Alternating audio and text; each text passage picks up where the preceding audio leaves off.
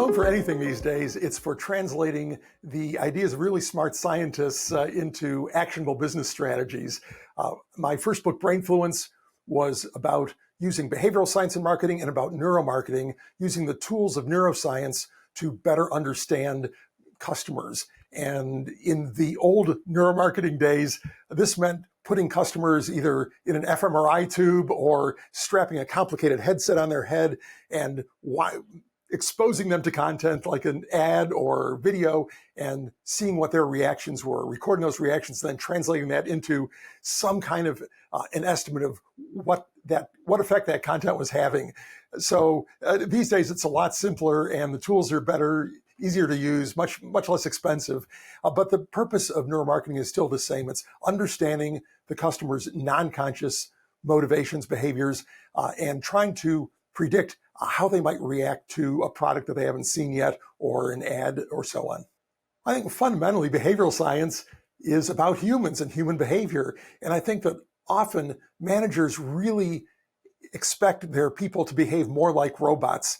We're selling too many gadgets and not enough widgets, so we'll put a spiff on the widgets. So we'll put an incentive to sell those, using that motivation to amp up demand, when that's one way. But understanding what motivates people, what motivates customers to buy things, what motivates your people to work to do what you want them to do is a lot more important. And behavioral science gives us a lot of insights on just about every topic you can imagine, from how people make decisions to the honesty of the behavior, to getting more people to act in a given situation, whether it's place an order on your website or maybe request information. Behavioral science informs us on all of those topics.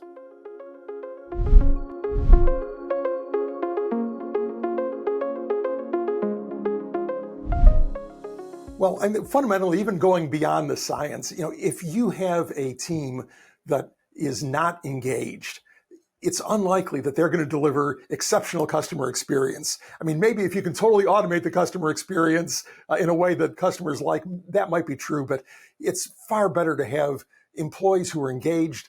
That's going to not only improve their performance, but it's going to translate into better customer outcomes. There's research that shows that people who are more passionate about whatever they're talking about are more persuasive, more credible. So if your employees are just sort of tuned out, they're not going to be that, and your customer outcomes aren't going to be as good either.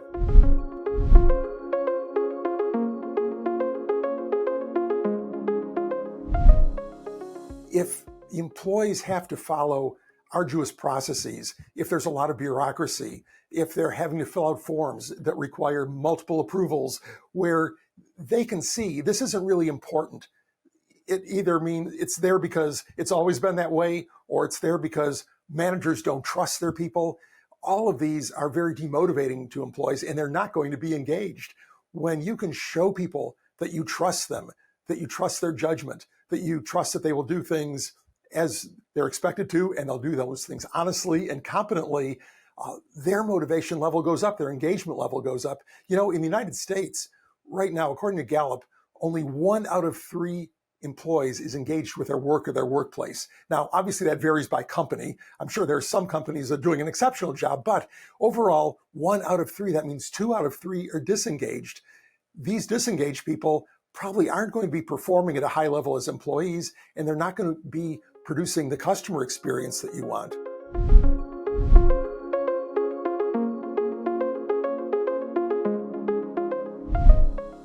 Elimination is better than trying to automate or somehow change things for the better. If you can eliminate something, that's best.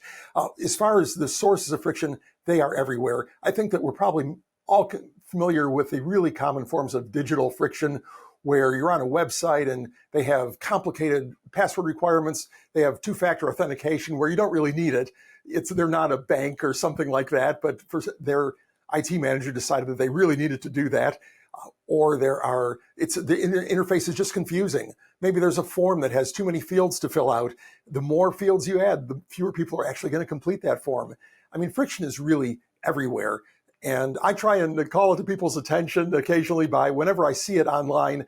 I've actually got a Word document that I just paste these things into, but I'll share a point of friction when I'm working with a particular brand on their website, trying to buy something, and I'm frustrated.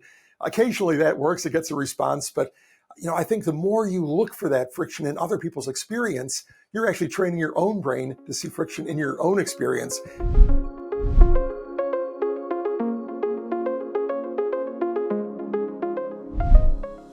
I think this is a real advantage that smaller scale businesses have, because large companies often develop lots of bureaucracy, and that affects the employee experience, where there's rigid procedures because they have all these far-flung offices and operations, so they try and standardize everything.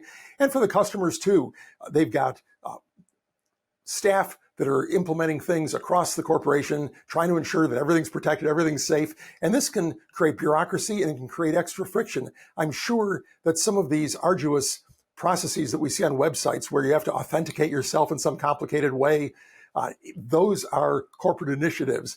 Smaller businesses have the advantage of maybe not having developed all of those bureaucratic procedures. And the key thing is, first of all, to avoid putting those in place. In fact, been reading No Rules by Reed Hastings, the founder of Netflix. And his first company found that as they grew, they lost that entrepreneurial spirit inside the company. They began instituting procedures, processes. Somebody would make a mistake. They'd spend too much on a flight or hotel, so they put a procedure in place to make sure that that never happened again. And really, ultimately, they lost the advantage they had as a small business. So I think that if small businesses can hang on to that, then that's the first step to take.